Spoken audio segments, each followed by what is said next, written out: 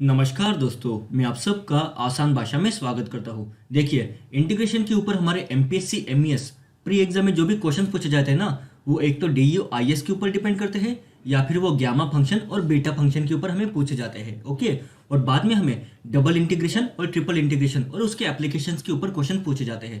तो आज की इस वीडियो में हम क्या करेंगे, जो हमारा मिसलेनियस टॉपिक है ना, गामा फंक्शन और बीटा फंक्शन, जिसके ऊपर इंटीग्रेशन के डिफिकल्ट दिखने वाले जो भी क्वेश्चंस फ्रेम किए जाते हैं ना, उनको आज की इस वीडियो में हम समझ के लेने की कोशिश करेंगे। ओके, तो देखिए, gamma function integration from the limit 0 to infinity e raise to minus x times x raise to n minus one d x is called gamma function of n। Okay, इसी को हम क्या बोलते हैं, is called gamma function of n। Okay, और देखिए इसे हम मैथमेटिकली कैसे लिखते हैं, integration of e raise to minus x times x raise to n minus one d x from the limits 0 to infinity. Okay, देखो यहाँ पे आपको सबसे इंपॉर्टेंट बात क्या ऑब्जर्व करनी है।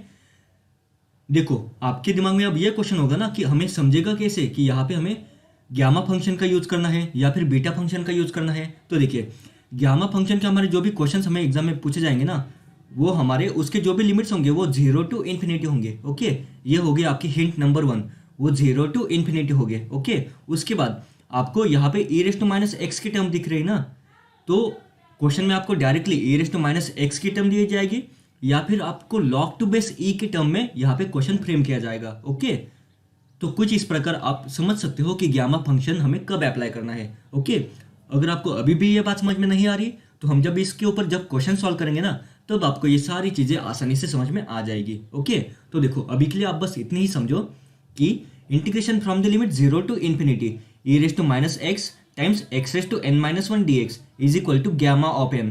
इसी को हम क्या बोलते हैं, गामा ऑफ n। ओके, यहाँ पे आपको जो भी सिंबल दिख रहा है ना, इसी हम बोलते हैं गामा ऑफ n। ओके, और यहाँ पे सबसे इंपॉर्टेंट बात, सबसे ऑब्जर्व करने वाली बात यह है कि यहाँ पे देखो e raise to minus x है। ओके, यहाँ पे e raise to minus x मतलब ही क्या, x को यहाँ पे नेगेटिव साइन है और यहाँ पे जो x की टर्म है ना, वही यहाँ पे आनी चाहिए। आ रही बात समझ में।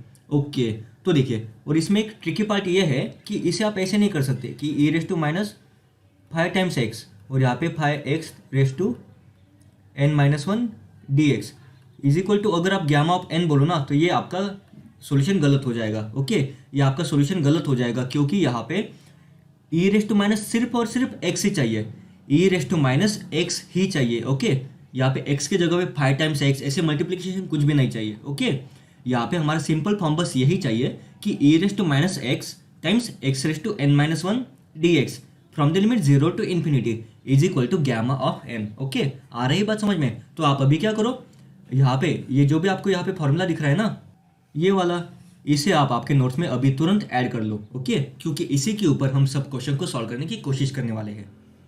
अब देखिए, इस क्वेश्चन में हमें क्या बोला गया है, find the value of gamma of 1। हमें यहाँ पे क्या पूछा है, find the value of gamma of 1। Okay, ये हमें पूछा गया है। तो देखो, इस टाइप के क्वेश्चंस में हम सबसे पहले क्या करेंगे, हम सबसे पहले हमारा जो भी गामा फंक्शन की प्रॉपर्टी है ना, e raise to minus x times x raise to n minus one d x from the limit 0 to infinity, इसी का हमारा स्टैंडर्ड फॉर्मूला क्या है, is equal to gamma of n। Okay, अब देखिए यहाँ पे हमें गामा ऑफ 1 पूछा गया है, तो हम क्या करेंगे, n के जगह पे यहाँ पे 1 प्लग इन कर देंगे। तो यहाँ पे देखो, यहाँ पे हमने क्या किया है, n के जगह पे 1 रख दिया है। ओके, तो यहाँ पे हमारा स्टैंडर्ड फॉर्मूला क्या बनेगा, integration from the limit 0 to infinity e raise to minus x जैसे कि वैसा ही, और यहाँ पे क्या है, x raise to n minus one. लेकिन हमें पता है x raise to n minus one है ना, लेकिन हमने तो यहाँ पे n की जगह पे 1 रखा है, तो यहाँ पे भी क्या होगा, 1 माइनस वन, 1 माइनस वन, और यहाँ पे dx हमारा जैसे कि वैसा ही। ओके, आ रही बात समझ में। अब देखिए, x raise to 1 minus one मतलब ही क्या, x raise to 0, x raise to 1 minus one मतलब ही क्या, x रेज टू 0, और x रेज टू 0 का वैल्यू क्या होता है, 1 ना, ये तो हमें पता है। तो यहाँ पे क्या बन जाएगा, integration from the limit 0 to infinity e raise to minus x d x is equal to हमारा गामा ऑफ 1 बनेगा। अब हमें क्या करना है, अब हमें सिर्फ और सिर्फ इस इंटीग्रेशन को टर्म को सॉल्व करना है और हमारा गामा ऑफ 1 का सोल्यूशन अपने आप आ जाएगा। ओके, तो देखिए, integration of e raise to minus x d x क्या होगा, e raise to minus x और यहाँ पे नेगेटिव साइन, और यहाँ पे लिमिट्स क्या है, फ्रॉम 0 टू इन्फिनिटी। ओके, अब देखिए यहाँ पे नेगेटिव साइन है ना, तो इस नेगेटिव साइन को कैंसिल आउट करने के लिए हम क्या करेंगे, यहाँ पे अपर लिमिट और लोअर लिमिट को इंटरचेंज कर देंगे। तो ये क्या होगा, e raise to minus x from the limits infinity to zero. देखो यहाँ पे नेगेटिव साइन था, इस नेगेटिव साइन को यहाँ से रिमूव करने के लिए हमने क्या किया, अपर लिमिट और लोअर लिमिट की वैल्यू को इंटरचेंज कर दिया। ओके, देखो अगर ये आपको प्रॉपर्टी पता नहीं ना तो मैं आपको यहाँ पे एक्सप्लेन करता हूँ। देखिए अगर हम इसी क्वेश्चन को यही पे सॉल्व करते हैं तो क्या होगा, e raise to minus x. अब हमें एक्स के जगह पे अपर लिमिट इन्फिनिटी की वैल्यू प्लग इन करनी है, तो क्या होगा, negative e raise to minus infinity क्या होता है, जीरो, तो यहाँ पे माइनस जीरो बन जाएगा, माइनस। ओके, अब यहाँ पे हमें लोअर लिमिट की वैल्यू प्लग इन करनी है ना, तो ये हमने यहाँ पे दिया minus sign, minus e raise to minus zero, minus e raise to zero मतलब क्या, माइनस वन, तो यहाँ पे आ जाएगा माइनस वन। ओके, जब हम इसे सॉल्व करेंगे तब देखो नेगेटिव नेगेटिव, देखो यहाँ पे माइनस जीरो है तो यहाँ पे कुछ भी नहीं होगा, और यहाँ पे क्या है, नेगेटिव नेगेटिव पॉजिटिव, तो यहाँ पे वन आंसर आ जाएगा। ओके, जब हम इस वे से सॉल्व करें तब हमारा आंसर वन आ जाएगा। लेकिन इसी नेगेटिव साइन को अगर हम यहाँ से हटा दे, यहाँ से रिमूव कर दे, तो हमारा सोल्यूशन और भी इजी बन जाएगा ना, कुछ इस प्रकार। देखो e raise to minus x, यहाँ पे एक्स की अपर लिमिट क्या है, zero, a raise to minus zero मतलब क्या, a raise to zero, a raise to zero का वैल्यू क्या होता है, ए रेस टू जीरो का वैल्यू क्या होता है, वन, माइनस लोअर लिमिट, तो यहाँ पे हमने माइनस साइन दिया, ई रेस टू माइनस इन्फिनिटी क्या होता है, जीरो, तो इसी का आंसर क्या हो गया, वन। ओके, तो चाहे आप इस वे से सॉल्व करो या फिर चाहे आप इस वे से सॉल्व करो, दोनों वे से आपका सोल्यूशन क्या आएगा, हमारा सोल्यूशन क्या बन गया, gamma of one is equal to one. Okay, ये हमारे है important property number one. Okay, देखो आपको एग्जाम में तो इतने सिंपल क्वेश्चन नहीं पूछेंगे ना कि गामा ऑफ वन की वैल्यू निकालो, इतने सिंपल तो क्वेश्चन आपको पूछने नहीं वाले। इसीलिए इस टॉपिक को समझने के लिए हम क्या कर रहे हैं, इस टॉपिक को समझने के लिए हम सबसे पहले जो भी गामा फंक्शन की जो भी इंपॉर्टेंट प्रॉपर्टीज है ना, जो भी बेसिक फंक्शंस है उसको समझ के लेने की कोशिश कर रहे हैं, और उसके बाद हम इसके ऊपर के क्वेश्चंस को सॉल्व करने की कोशिश करेंगे। आ रही बात समझ में? ओके, तो देखो आपको अब क्या करना है, ये थी हमारी इंपॉर्टेंट प्रॉपर्टी नंबर वन। इसके बाद आपको सेकंड प्रॉपर्टी नोट डाउन करनी है कि हमारा gamma of n plus one का फॉर्मूला क्या होता है, n times gamma of n. Okay, gamma of n plus one का हमारा फॉर्मूला क्या है, n times gamma of n. Okay, और हमारा थर्ड फॉर्मूला क्या है, gamma of n plus one is equal to, देखो gamma of n plus one is equal to हम n times gamma of n भी लिख सकते हैं, या फिर gamma of n plus one को हम एन फैक्टोरियल ऐसे भी लिख सकते हैं। ओके, आ रही बात समझ में? और देखिए हमारी फोर्थ प्रॉपर्टी क्या है, gamma of one by two is equal to root pi. Okay, gamma of one by two is equal to root pi. तो आपको क्या करना है, यहाँ पे हमने जो भी यहाँ पे चार प्रॉपर्टीज लिखी है ना, इन चार प्रॉपर्टीज को आपके नोट्स में आपको तुरंत ऐड कर लेना है। ओके, क्योंकि देखो जब भी हम गामा फंक्शन के क्वेश्चंस को सॉल्व करेंगे ना, तब आप स्टार्टिंग में उसे एकदम अच्छे से सॉल्व कर दोगे, लेकिन जब आप एंड तक आओगे तब आपको इन प्रॉपर्टीज का बेसिकली इन प्रॉपर्टीज को ही यूज करके आपको फाइनल सॉल्यूशन निकालना है। ओके, तो अगर आपको ये सब प्रॉपर्टीज पता होगी तो आपको एडवांटेज क्या होगा कि अगर आप लास्ट स्टेप तक आ गए हो, आपने इस क्वेश्चन को, आपने गामा फंक्शन के क्वेश्चंस को अगर लास्ट स्टेप तक सॉल्व किए हैं तो आप वहीं पे स्टिक नहीं हो जाओगे। ओके, आपको अगर ये बेसिक प्रॉपर्टीज पता होगी ना, तो आप उस क्वेश्चन को तुरंत सॉल्व कर दोगे। ठीक है? ओके, देखिए इसके बाद के क्वेश्चन में हमें क्या बोला गया है, evaluate the gamma function of minus one by to.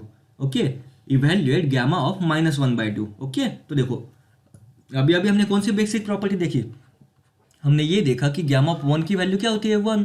उसके बाद हमने ये देखा कि gamma of n plus one is equal to हमारा क्या होता है, n times gamma of n. उसके बाद हमने ये देखा कि gamma of n plus one को ही हम ऐसे भी लिख सकते हैं, gamma of n plus one is equal to n factorial. और उसके बाद हमने देखा कि gamma of one by two की वैल्यू क्या होती है, रूट पाए। ओके, इसके पहले के क्वेश्चन में हमने इन चार क्वेश्चंस को, मतलब इन बेसिक प्रॉपर्टीज को समझ के लेने की कोशिश की। अब इन्हीं बेसिक प्रॉपर्टीज का यूज करके हम इस क्वेश्चन को सॉल्व करने की कोशिश करने वाले हैं। ओके, तो देखिए यहाँ पे हमारी प्रॉपर्टी क्या है, gamma of n plus one is equal to n times gamma of n. देखो यहाँ पे जो भी प्रॉपर्टी है ना, इसका यूज करके क्या हम इस क्वेश्चन को सॉल्व कर सकते हैं क्या?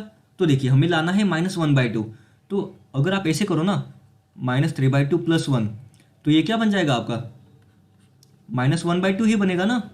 ओके, क्योंकि minus three by two plus one क्या होगा, माइनस वन बाई टू ही होगा। तो अगर आप इस वे से अगर इसे सॉल्व करो तो आपका सोल्यूशन क्या होगा, देखो यहाँ पे क्या है, एन प्लस वन, एन की वैल्यू क्या है, माइनस थ्री बाई टू, तो यहाँ पे आएगा minus three by two times gamma of minus three by two. Okay, लेकिन देखिए आपको इस क्वेश्चन को कुछ इस प्रकार सॉल्व नहीं करना है। ओके, आपको इस प्रकार इस क्वेश्चन को सॉल्व नहीं करना है, क्योंकि यहाँ पे हमारा और एक क्वेश्चन बन जाएगा, gamma of minus three by two. अब हमें ये बात भी नहीं पता ना कि gamma of minus three by two की वैल्यू क्या होती है, इसीलिए इस क्वेश्चन को आप इस वे से सॉल्व मत करना, ओके, ऐसी गलती मत करना, ठीक है। आ रही है बात समझ में? तो इस क्वेश्चन को हम किस प्रकार सॉल्व करेंगे? देखो, हमें पता है हमारी ये प्रॉपर्टी क्या है, gamma of n plus one is equal to n times gamma of n, okay. हमें पता है gamma of n plus one is equal to n times gamma of n, okay. तो अब हम क्या करेंगे, देखिए क्या होगा अगर हम इस n के जगह पे -1/2 प्लग इन कर दे। क्या होगा अगर हम इस n के जगह पे -1/2 प्लग इन कर दे, तो क्या होगा, यहाँ पे आ जाएगा -1/2, यहाँ पे क्या आएगा, n की वैल्यू क्या है हमारे यहाँ पे -1/2, ओके। और यहाँ पे क्या आ जाएगा -1/2 प्लस 1। अब देखिए अगर हम इसे और सिंप्लीफाई करें तो गामा ऑफ -1/2 प्लस 1 मतलब क्या, गामा ऑफ 1/2, और हमें पता है गामा ऑफ 1/2 का सॉल्यूशन होता है रूट पाई। तो यहाँ पे आ जाएगा root pi is equal to -1/2 times gamma of -1/2। और हमें यहाँ पे क्या निकालना है, हमें यहाँ पे गामा ऑफ -1/2 पूछा है ना। अब हमें सिर्फ इसे एडजस्टमेंट कर दे, मतलब क्या, यहाँ पे क्या आ जाएगा -2 root pi is equal to gamma of -1/2। इसी का मतलब क्या हुआ, गामा ऑफ -1/2 का सोल्यूशन क्या बन गया हमारा, -2 टाइम्स रूट पाई। ये हमारे इस गिवन क्वेश्चन का सोल्यूशन बन गया। आ रही बात समझ में? तो आपको कुछ इस प्रकार इन क्वेश्चंस को सॉल्व करना है, ओके। ये भी थी हमारी इंपॉर्टेंट प्रॉपर्टी, ओके। अभी तक हमने देखो यहाँ पे हमने क्या क्या देखा कि gamma of 1 is equal to 1। उसके बाद हमने देखा gamma of n plus 1 is equal to n times gamma of n। उसके बाद हमने ये देखा कि gamma of n plus 1 is equal to हम n फैक्टोरियल ऐसे भी लिख सकते हैं, ओके। ये दोनों चीज़ें एक ही है, n times gamma of n is equal to n factorial, आप ऐसे भी लिख सकते हो। आ रही बात समझ में? उसके बाद हमने ये देखा कि गामा ऑफ 1/2 की वैल्यू क्या होती है, गामा ऑफ 1/2 की वैल्यू होती है रूट पाई। उसके बाद हमने इन्हीं चार बेसिक प्रॉपर्टी का यूज करते हुए इस क्वेश्चन को सॉल्व करने की कोशिश की। यहाँ पे हमें क्या पूछा गया था, गामा ऑफ -1/2, ओके। तो इसे हम कैसे सॉल्व करेंगे, हमें यहाँ पे ये जो स्टैंडर्ड फॉर्मूला पता है ना कि gamma of n plus 1 is equal to n times gamma of n। इसमें हमने क्या किया, इसमें हमने n की वैल्यू -1/2 प्लग इन कर दी, जिससे क्या होगा, यहाँ पे हमें गामा ऑफ n है ना, तो ये हमारा क्वेश्चन फॉर्म हो जाएगा गामा ऑफ -1/2 के फॉर्म में। और जब हम इसे सॉल्व कर देंगे तब हमारा सॉल्यूशन बन जाएगा gamma of -1/2 is equal to -2 times root pi, okay. यहाँ तक तो आपको सारी बातें समझ में आ गई होगी। अब देखिए इस क्वेश्चन में हमें क्या बोला गया है, evaluate the integration of x⁴ times e⁻√x dx from the limit 0 to infinity, okay. अब देखो यहाँ पे अगर आप एकदम अच्छे से ऑब्जर्व करो ना तो यहाँ पे आपको e का फंक्शन दिख रहा है, ओके। इंटीग्रेशन में ही कुछ तो x के टर्म है और इनटू e का फंक्शन है। इसी का मतलब क्या हुआ, इस क्वेश्चन को हम with the help of gamma function solve कर सकते हैं ना, ओके। आपको तो ये बात अभी तुरंत समझ में आ गई होगी। तो देखिए यहाँ पे देखो, यहाँ पे क्या है हमारा function, integration from the limit 0 to infinity x⁴ times e⁻x⁴ dx। कुछ इस फॉर्म में अभी हमें क्वेश्चन पूछा गया है ना, लेकिन हमारा स्टैंडर्ड गामा फंक्शन का फॉर्मूला क्या है, integration from the limit 0 to infinity e⁻x times x⁻n−1 dx is equal to होता है हमारा गामा ऑफ n, ओके। तो अब हमें क्या करना पड़ेगा, हमें यहाँ पे हमारा जो भी गामा फंक्शन है ना, यहाँ पे हमारा जो भी स्टैंडर्ड गामा फंक्शन का जो भी फॉर्मूला है ना, इस फॉर्म में इस क्वेश्चन को कन्वर्ट करना पड़ेगा। तो हम इस क्वेश्चन को इस स्टैंडर्ड फॉर्म में कैसे कन्वर्ट करेंगे, देखो सिंपल सी बात है। यहाँ पे क्या है e⁻√x, यहाँ पे क्या है e⁻√x, लेकिन यहाँ पे क्या होता है हमारा e⁻x। तो हम क्या करेंगे, हम √x को अगर हम टी मान ले तो क्या होगा, देखो √x को अगर हम टी प्लग इन कर दे तो क्या होगा, अगर हम इन दोनों साइड को डिफ्रेंशिएट करें तो देखो √x का differentiation with respect to x क्या होगा, 1/2 √x dx, और t का differentiation with respect to t क्या होगा, 1 टाइम्स dt, ओके। इसी का मतलब क्या होगा, देखो dx की वैल्यू क्या आ जाएगी, dx की वैल्यू आ जाएगी 2 टाइम्स √x dt। लेकिन हमें पता है देखो 2 का 2 जैसे कि वैसा ही, और √x की वैल्यू क्या है t, तो यहाँ पे आएगा 2t dt। इसी का मतलब क्या हुआ, dx की वैल्यू बन जाएगी 2 टाइम्स t dt, ओके। अब देखिए हमने यहाँ पे क्या सपोज किया था, हमने ये माना है कि √x की वैल्यू होगी t। हमने यहाँ पे क्या सपोज किया है कि √x is equal to t. अब इसी √x is equal to t को अगर हम यहाँ पे सब्सटीट्यूट कर दे तो हमारा क्वेश्चन किस फॉर्म में कन्वर्ट हो जाएगा, देखिए integration from the limit 0 to infinity. देखो रूट एक्स की यहाँ पे विथ रिस्पेक्ट टू हम एक्स इसका इंटीग्रेशन कर रहे हैं, तो यहाँ पे root x is equal to t अगर हम माने तो देखिए अगर x की वैल्यू 0 है तो t की वैल्यू क्या होगी, 0 ही होगी ना। और यहाँ पे x की वैल्यू अगर इन्फिनिटी होगी तो t की वैल्यू भी इन्फिनिटी ही होगी ना। तो यहाँ पे हमारे अपर लिमिट और लोअर लिमिट की तो वैल्यू चेंज नहीं होगी। ओके, अब देखिए इसके बाद यहाँ पे क्या है, एक्स रेस टू 1/4। देखो हमें पता है एक्स रेस टू 1/2 की वैल्यू है t, तो एक्स रेस टू 1/4 की वैल्यू क्या होगी, t रेस टू 1/2 ही होगी ना। तो यहाँ पे आ जाएगा t raise to 1/2 into e raise to minus under root x. तो यहाँ पे क्या होगा, e raise to minus t आ जाएगा ना, क्योंकि देखो रूट एक्स की वैल्यू क्या है, रूट एक्स की वैल्यू टी है, तो a raise to minus root x की वैल्यू क्या होगी, a raise to minus t बन जाएगी ना। और यहाँ पे डी एक्स है, तो डी एक्स की जगह पे क्या आएगा, डी एक्स की जगह पे आएगा 2 times T into D T. तो यहाँ पे आ जाएगा 2t dt। ओके, अब देखिए अगर आप इसे अच्छे से ऑब्जर्व करो तो यहाँ पे देखो, यहाँ पे हमारा फंक्शन कुछ इस प्रकार था। Okay, integration from the limit 0 to infinity x raise to 1/4 into e raise to minus root x into d x. तो जब हमने root x is equal to t plug in किया तब हमारा डी एक्स की वैल्यू बन गई 2t dt। Okay, जो हमने यहाँ पे लिख दी।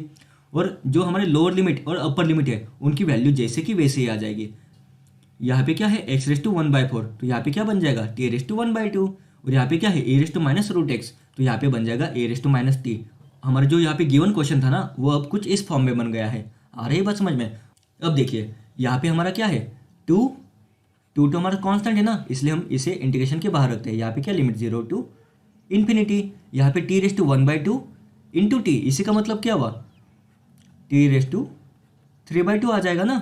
और यहाँ पे क्या है, ए raise to minus t, a raise to minus t, और यहाँ पे आ जाएगा हमारा डी टी। ओके, अब देखो अगर आप इस फॉर्म को इसके साथ इस स्टैंडर्ड फॉर्म के साथ कंपैरिजन करो ना तो आपको यहाँ पे एक बात समझ में आ जाएगी कि देखो यहाँ पे क्या है, ए रेस टू माइनस एक्स, तो यहाँ पे क्या है, ए रेस टू माइनस टी, यहाँ पे क्या है, x raise to n minus 1, तो यहाँ पे क्या है, टी रेस टू 3/2। इसी का मतलब क्या हुआ कि n माइनस 1 की वैल्यू है 3/2, तो n की वैल्यू क्या होगी, 3/2 प्लस 1 मतलब है क्या, 5/2। इसी का मतलब क्या हुआ, इसका हमारा सॉल्यूशन बन जाएगा 2 टाइम्स गामा फंक्शन ऑफ 5/2।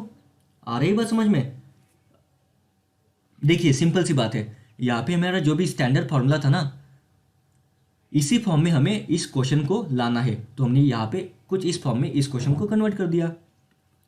देखिए यहाँ पे अगर आप इसे अच्छे से ऑब्जर्व करो तो लिमिट्स क्या है, फ्रॉम 0 टू इन्फिनिटी, यहाँ पे क्या है, from 0 to infinity, e raise to minus t, यहाँ पे है ए रेस टू माइनस टी, यहाँ पे e raise to minus x, यहाँ पे क्या है, x raise to n minus 1, यहाँ पे क्या है, टी रेस टू 3/2, 3/2 मतलब क्या, t raise to 5/2 minus 1। Okay, t raise to 5/2 minus 1, और यहाँ पे है dx और यहाँ पे है dt। इसी का मतलब क्या हुआ, इस इंटीग्रेशन की टर्म का हमारा सॉल्यूशन बन गया गामा ऑफ 5/2, और यहाँ पे 2 जैसे कि जैसे हमने यहाँ पे मल्टीप्लाई कर दिया। आ रही बात समझ में। ओके, तो देखो यहाँ पे यहाँ तक तो आपको सारी बातें समझ में आ गई होगी।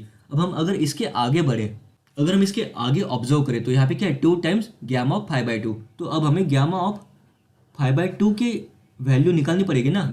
देखो अगर आपके ऑप्शंस में डायरेक्टली ऐसा आंसर होगा ना 2 टाइम्स गामा 5/2, तो ये आपका सॉल्यूशन बन जाएगा। लेकिन अगर ऑप्शंस में आपको इससे भी आगे इसको सिंप्लीफाई करना है ना तो आप क्या करोगे, देखो आपको पता है कि गामा ऑफ n+1 का फॉर्मूला क्या होता है, n times gamma of n। Okay, gamma of n+1 का फॉर्मूला क्या होता है, n times gamma of n। तो यहाँ पे गामा ऑफ 5/2 को आप ऐसे भी लिख सकते हो ना, 3/2 प्लस 1, तो यहाँ पे आपका आंसर क्या बनेगा, 3/2 टाइम्स गामा ऑफ 3/2। ओके, यहाँ पे आपका आंसर क्या बनेगा, 3/2 टाइम्स गामा ऑफ 3/2। लेकिन देखिए अब यहाँ पे आपको गामा ऑफ 3/2 का भी तो सॉल्यूशन निकालना पड़ेगा ना, तो इसे हम कैसे सॉल्व करेंगे, देखो 3/2 जैसे कि वैसा ही, और यहाँ पे क्या है, गामा ऑफ 3/2। अब हमें पता है, देखो ये 3/2 जैसे कि वैसे ही लिखते हैं। हमें पता है गामा ऑफ n+1 का फॉर्मूला क्या होता है, n times gamma of n। तो 3/2 गामा ऑफ 3/2 को आप ऐसे भी लिख सकते हो ना, 1 + 1/2, या फिर 1/2 + 1। तो इसका फॉर्मूला क्या होगा, गामा ऑफ n+1 का फॉर्मूला क्या होता है, देखो 3/2 जैसे कि वैसा ही, गामा ऑफ n+1 का फॉर्मूला क्या होता है, n times gamma of n। तो यहाँ पे क्या आएगा, 1/2 टाइम्स गामा ऑफ 1/2। ओके, तो देखो यहाँ पे 3/2 जैसे कि वैसा ही इंटू 1/2 भी जैसे कि वैसा ही। और हमें पता है गामा ऑफ 1/2 की वैल्यू क्या होती है, गामा ऑफ 1/2 की वैल्यू होती है √π। तो यहाँ पे क्या आएगा इंटू रूट पाई। ओके, तो आपका सोल्यूशन क्या बनेगा 3/4 times root pi.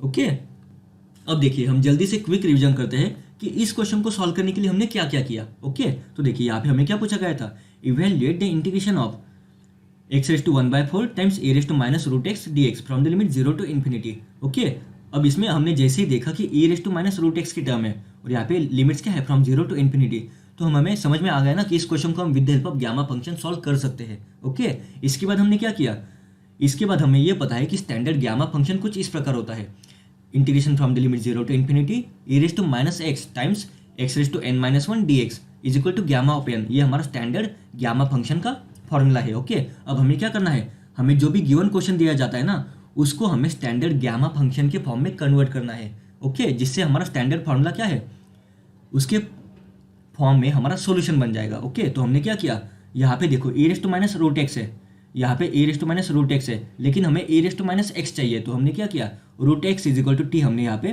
Plug in कर दिया, जिससे कि क्या होगा, यहाँ पे e⁻√x है ना वो e⁻x के फॉर्म में कन्वर्ट हो जाएगा। इसके लिए हमने क्या किया, देखो √x is equal to t है, तो अगर हम इन दोनों साइड को डिफरेंशिएट करें, मतलब क्या LHS को डिफरेंशिएट करेंगे विथ रिस्पेक्ट टू x और RHS को डिफरेंशिएट करेंगे विथ रिस्पेक्ट टू t, तो हमारा सोल्यूशन किस प्रकार बनेगा, √x का differentiation with respect to x क्या होगा 1/2 √x dx और t का differentiation with respect to t क्या होगा 1 टाइम्स dt, वो जो हमने यहाँ पे लिख दिया। यहाँ पे हमें dx की वैल्यू मिल गई जो है 2t dt। ओके, वो हमने यहाँ पे प्लग इन कर दी, और जब हम इन्हीं वैल्यूज को यहाँ पे प्लग इन कर देंगे, मतलब क्या, देखो यहाँ पे क्या है x⁴ हमें पता है x⁴ की वैल्यू t है, तो x⁴ की वैल्यू क्या होगी t⁴, वो हमने यहाँ पे लिख दिया। यहाँ पे क्या है e⁻√x, लेकिन √x की वैल्यू t है, तो यहाँ पे क्या बनेगा e⁻t बन जाएगा ना। तो हमारा क्वेश्चन कुछ इस फॉर्म में बन गया। जब हम इसे सॉल्व करेंगे, जब हम इस इंटीग्रेशन के फंक्शन को सॉल्व करेंगे, तब हमारा आंसर क्या आएगा 2 times gamma function of 5/2। Okay, ये हमारे यहाँ से सोल्यूशन आ जाएगा। लेकिन देखो हमें यहाँ से अब ऑप्शंस में ये चेक करना है कि क्या हमें ऑप्शंस में ये ऑप्शन दिया गया है या नहीं दिया गया। अगर आपको ऑप्शंस में डायरेक्टली यहाँ से आपका सोल्यूशन बनता है तो यही आपका सोल्यूशन बन जाएगा, या फिर आपको इसी गामा ऑफ 5/2 को और सिंप्लीफाई करना पड़ेगा ना। तो हम क्या करेंगे, इस गामा ऑफ 5/2 के यहाँ से सोल्यूशन निकालने की कोशिश करेंगे। ओके, अब देखिए यहाँ पे क्या है गामा ऑफ 5/2, गामा ऑफ 5/2 को हम कैसे सॉल्व करेंगे, हमें पता है gamma of n+1 is equal to क्या होता है n times gamma of n। इसी का मतलब क्या हो, यहाँ पे हम लिख सकते हैं ना 3/2 + 1, इसी का सोल्यूशन क्या होगा गामा ऑफ 3/2 + 1 का सोल्यूशन क्या होगा 3/2 टाइम्स गामा ऑफ 3/2। ओके, अब हमें गामा ऑफ 3/2 को भी सॉल्व करना है ना, तो हम सेम स्टेप्स को यूज करके हम यहाँ पे गामा ऑफ 5/2 का हमने यहाँ पे वैल्यू निकाली। ओके, लेकिन देखिए हमने तो यहाँ पे गामा ऑफ 5/2 की वैल्यू निकाली है ना, लेकिन हमें यहाँ पे हमारा सोल्यूशन क्या है 2 टाइम्स गामा ऑफ 5/2, तो हमें यहाँ पे जो भी सोल्यूशन आया ना इसे इंटू 2 करना पड़ेगा। यहाँ पे क्या है हमारा 3/4 टाइम्स √π, इसे हम जब 2 से मल्टीप्लाई कर देंगे ना तब हमारा इस गिवन इंटीग्रेशन का फंक्शन का सोल्यूशन बन जाएगा। तो हमारा सोल्यूशन क्या होगा 3/2 टाइम्स √π। ओके, ये हमारा इस गिवन क्वेश्चन का सोल्यूशन है। आ रही बात समझ में। ओके, तो यहाँ पे हमें जो भी गिवन क्वेश्चन पूछा गया था ना उसका सोल्यूशन क्या है 3/2 टाइम्स √π। ओके, ये हमारे इस गिवन क्वेश्चन का सोल्यूशन है। आ रही बात समझ में। ओके,